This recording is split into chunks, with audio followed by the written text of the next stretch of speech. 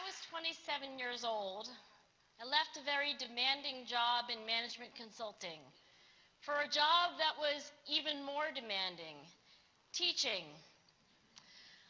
I went to teach 7th graders math in the New York City public schools.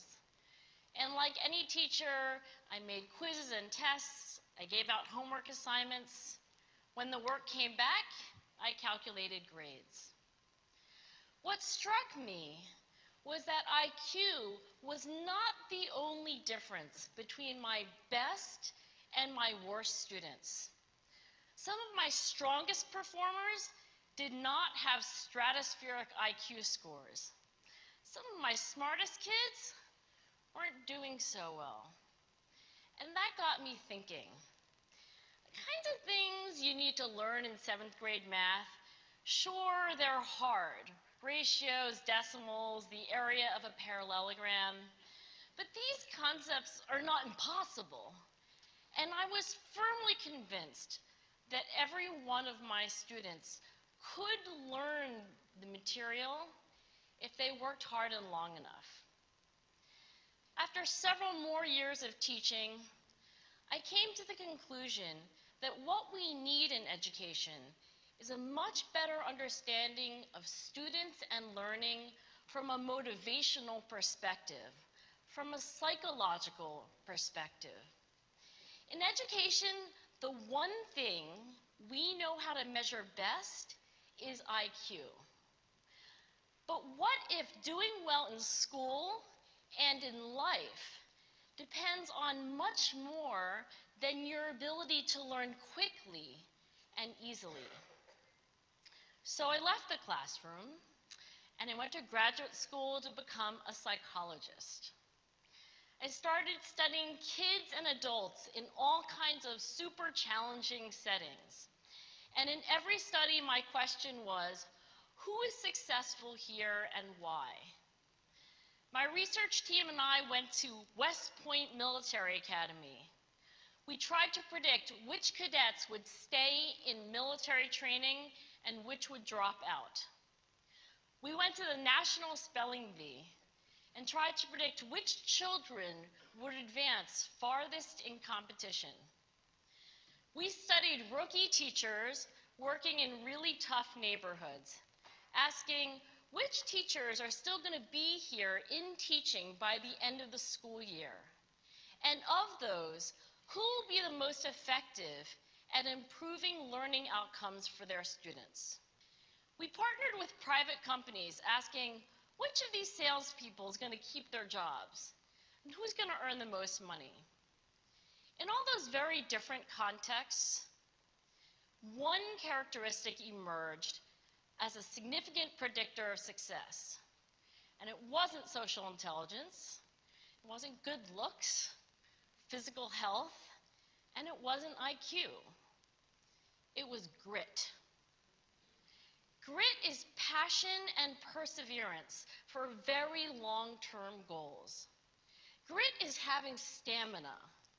Grit is sticking with your future, day in, day out, not just for the week, not just for the month, but for years, and working really hard to make that future a reality. Grit is living life like it's a marathon, not a sprint. A few years ago, I started studying grit in the Chicago public schools. I asked thousands of high school juniors to take grit questionnaires, and then waited around more than a year to see who would graduate. Turns out that grittier kids were significantly more likely to graduate, even when I matched them on every characteristic I could measure. Things like family income, standardized achievement test scores, even how safe kids felt when they were at school.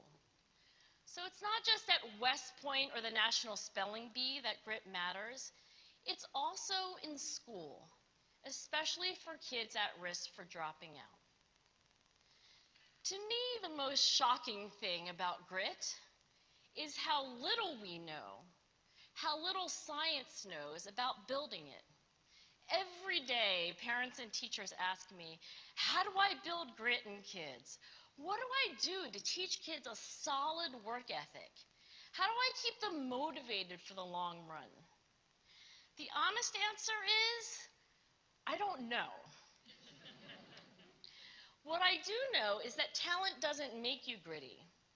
Our data show very clearly that there are many talented individuals who simply do not follow through on their commitments.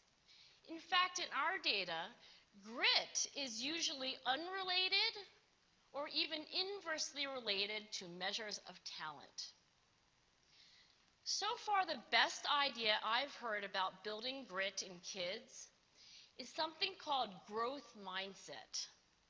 This is an idea developed at Stanford University by Carol Dweck, and it is the belief that the ability to learn is not fixed, that it can change with your effort.